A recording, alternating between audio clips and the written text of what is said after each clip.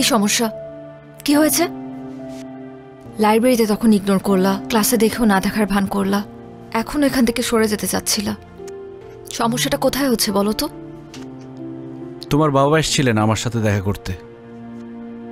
উনি বলেছেন আমাদের বন্ধুত্ব যাতে আর না রাখি। আমার কথা এখনো শেষ হয় নাই জিতু। বাবা বলল আর তুমি মেনে নিলা? তুমি তো জানো যে আমরা একে অপরের প্রতি কমিটেড। তুমি তো চাইলেই যখন তখন আমাকে ছেড়ে চলে যেতে পারো না এভাবে। দেখো এশা, আমি আসলে কমিটমেন্টের মূল্য দিতে চাই। আমাদের মধ্যে কমিটমেন্ট ছিল আমরা সারা জীবন একজন আরেকজনকে ভালোবাসবো। কিন্তু তোমার বাবা হঠাৎ করে আমার সামনে এসে বলল আমাদের মধ্যে নাকি কোনো ভালোবাসা নেই, যা আছে সব তোমার মোহ। একটা সময় মোহ কেটে গেলে আর ভাল লাগবে না আমাকে। দেখো এশা, আমাদের বিচ্ছেদ মেনে নিতে পারি, কিন্তু একসাথে থেকে আমাদের দূরত্ব আমি মেনে নিতে পারবো না। প্রত্যেকটা সন্তানের সাথে তাদের বাবা মার একটা অলিখিত কমিটমেন্ট থাকে, সেটা হচ্ছে বাবা মার জন্য যাতে তাদের সন্তান কখনো দুশ্চিন্তার কারণ না হয়। আর আমার ভাগ্যটা দেখো, আমি চাইলেও সেটা করতে পারবো না। কারণ আমি যখন অনেক ছোট, আমার বাবা মা রোড অ্যাক্সিডেন্টে মারা যায়। কখনো খেয়াল করে দেখেছো যে কেউ যে কোনো বিপদে পড়লে আমি কেন ছুটে চলে যাই? আমি সবার মধ্যে আমার পরিবারকে খুঁজে পাই। আমি চাই না এশা শুধুমাত্র আমার জন্য তুমি তোমার বাবার থেকে দূরে চলে যাও, তোমাদের পরিবারের মধ্যে একটা ভাঙন ঘটুক। আমি এটা চাই না। তোমার বাবা তোমাকে নিয়ে অনেক ইনসিকিউরড। উনি যেটা চায় সেটাই করা উচিত আমার মনে হয়।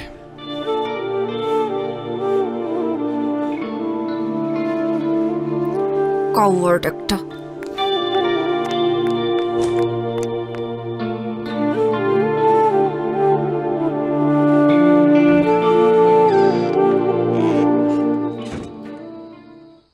বাবা, তোমার সাথে আমার জরুরি কিছু কথা আছে। কলেজ থেকে ফিরতে সন্ধ্যা হইল কেন? কলেজ তো 5টায় ছুটি দিয়ে দেয়। কারণ আমি এতক্ষণ নদীর পাড়ে বসে ভীষণ কান্নাকাটি করেছি আর লাইফের সব থেকে গুরুত্বপূর্ণ ডিসিশনটা নিয়েছি বাবা। ফ্রেশ হ, খাওয়া দাওয়া কর, পরে কথা বলি। না বাবা, আমার এই মুহূর্তে তোমার সাথে কথা আছে এবং কথাটা অনেক ইম্পর্ট্যান্ট। তুমি জিতুকে কি বলছো বাবা? একজন বাবা হিসেবে যা বলা দরকার আমি তাই বলছি। না বাবা, তুমি এমন কোনো কথা বলতে পারো না যার জন্য আমার ভালোবাসার মানুষটা আমার থেকে দূরে সরে যেতে চায়, তাও শুধুমাত্র তোমার কথার সম্মান রাখার জন্য। দেখ মা, আমি তোকে কিন্তু কোনোদিন কোনো কাজে বাধা দেই নেই, কারণ খুব ছোটবেলায় তোর মা আমাদেরকে ছেড়ে চলে যায়। আমার বারবার ট্রান্সফারের জন্য আমি তোকে এক জায়গায় কখনো স্থির রাখতে পারি নাই। এসব না আমার মধ্যে একটা গিল্টি ফিলিং কাজ করে। তাই বলে একটা রং মানুষকে ভালোবাসবি আর আমি সেটা মেনে নেব, এটা তুই ভাবলি কি করে? জিতু তো রং মানুষ না বাবা, বরং তুমি তাকে রং ওয়েতে দেখছো। তুমি জানো জিতু আজ পর্যন্ত বিনা দোষে কারো গায়ে হাত তুলেনি। এমনকি কতগুলো পরিবার ওর জন্য খেতে পারে তুমি জানো? বিনা পয়সায় কতগুলো মেয়ে ডিগ্রি পাস করছে, এইগুলো তো তুমি জানো না বাবা। শুধুমাত্র আশেপাশে ঘটে যাওয়া কিছু ঘটনা আর মানুষদের থেকে শোনা কিছু কথা নিয়ে তুমি ডিসিশন নিয়ে নিলে যে জিতু একজন সন্ত্রাসী। তুমি জানোই না বাবা যে কত জনের চোখে জিতু আসলে একজন সুপার হিরো। Super hero? আচ্ছা, তোর সিদ্ধান্ত কি আমাকে বল। আমি কিন্তু জিতুর ব্যাপার নিয়ে তোর সাথে আর্গুমেন্টে যেতে চাই না। আমি চাই জিতুকে বিয়ে করতে, সেখানে তোমার মত থাকুক আর নাই থাকুক। আমি এক্ষুনি জিতুকে বলবো আমাকে এসে নিয়ে যেতে। তুমি চাইলে আমাদেরকে আটকানোর চেষ্টা করতে পারো বাবা।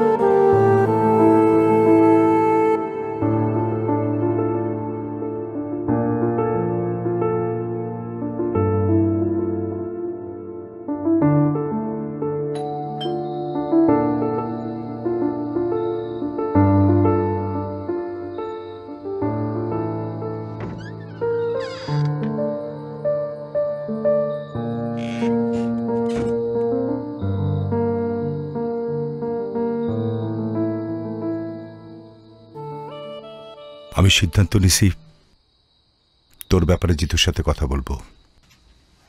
তুই ওকে ডাক দে, পারলে আজকে রাতেই। থ্যাংক ইউ বাবা, আমি এখনই কল দিচ্ছি। ইয়েস।